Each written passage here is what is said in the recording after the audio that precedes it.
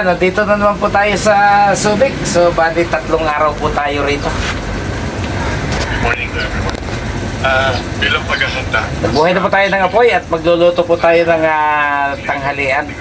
Ayan, nanonood po tayo kay Miss Trixie Belia. Pwede po baka gumalaw yung Ayan. itong bagay ang So, ginagawa ngayon ng pamahalaan. tayo ay magluluto ng tanghalian. Pagkatapos tayo po ay matutulog habang ito pong ating kasamahan. Habang nakaduyan. Ang kasama ko po ngayon naman ay si Rene Salar mula po sa Matalom, Leyte, mga kabiyahera.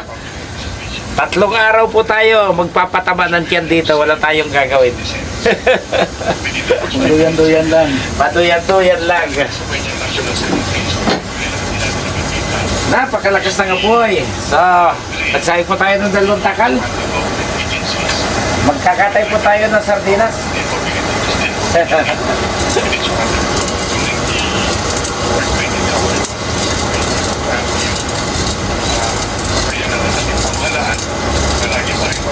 Establish namin yung tinatawag na command and control during the incident. So, hinihingi namin yan at gumagawa rin tayo sa NSEM ng iba't ibang scenarios bilang pagpapabuti pa o pagpapaliging itong ating Yung dumihan ng saing, sakto lang sa ating hindi dalawa. lang natin gagawin sa umaga Pre. o tanghali sa next Pangit ka ngayon. halimbawa gagawin natin yan sa gabi. Ayun, wala Kasi kung sa gabi, halimbawa mangyari Mamingwi tayo. lahat kami, kasama naman kami. Kasi with some personnel of the AFP, nasa bahay po tayo. Nag-ano nga ako sa online na hipon ba, parang tunay. Yung sa... Pamingwit. Oo. For example, a tsunami preparedness during NSEM. Dahil may mga lugar na may banta rin ng tsunami. May ito sa ano. So number 1 is NSEM improvements or scenarios that will be practiced by all agencies. Lakas ng apoy, oh. Parang susunogin yung bus. Pangalawa, yung capacity at mismo ng pamahalaan ng international government police. Kailangan natin Pero pag mamimitan ng pamana, and even the special skills, especially for the collapse structure rescue. So marami naman po tayo ang backbone namin ng of course the Armed Forces of the Philippines, meaning ARC. Ayan, balik po tayo sa ating home court sa bahay ni Jocelyn Tech, mga kabiyahera. So, pumupunta lang po tayo sa mga kaibigan dahil kinakailangan po na suportahan din po natin yung kanila pong mga ibinababang bahay, mga kabiyahera.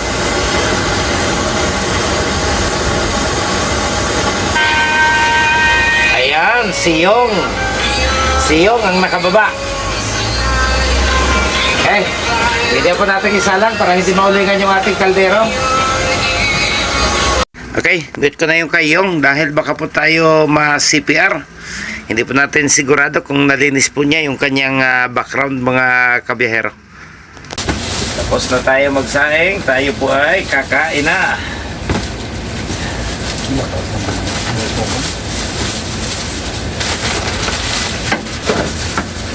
Yan. May dala po tayong prito para hindi naman tayo magluto ng ulam. Tatago lang po natin itong plastic, lalagyan ng basura. bili ko ng isang tray mamaya. Yan. Para bukas.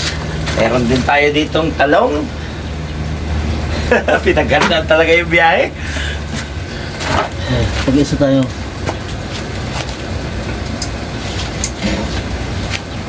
Aray.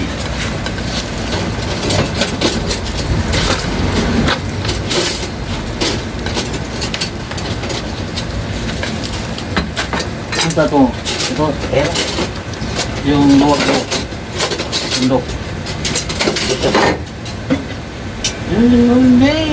Dito sa ka. Dahil magdadagdag ka pa ng hugasan na eh.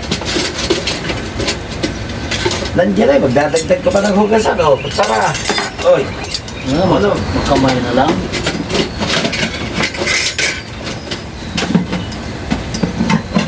Ganito na karaming saing mo. Ayos na. Lasukang maanghang. Ayan. Busog ka doon. Busog ka dyan.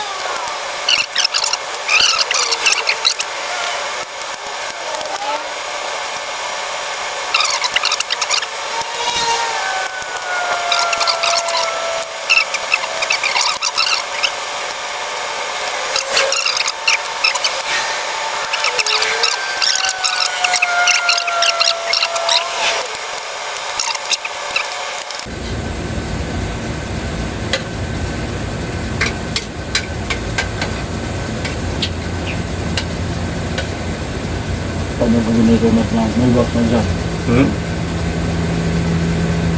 May dumating ba? Sabi nga, mayroon daw 10. Hmm? 10. Saan may lalagay? Pagka ginagawa na doon sa gagarahihan.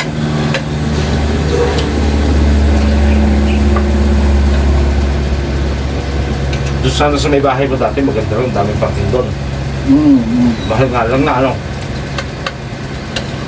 Ito ka doon. Yung kay Sinke, doon pa rin yata nakagarahe.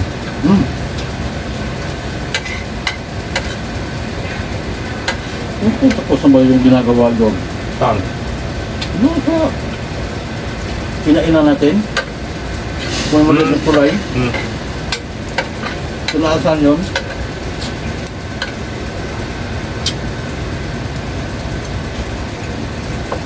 Ano ba yun? Tapos no? Solve na! Tutulog na! Babad na nga. Saka isang hugas lang tayo mamaya.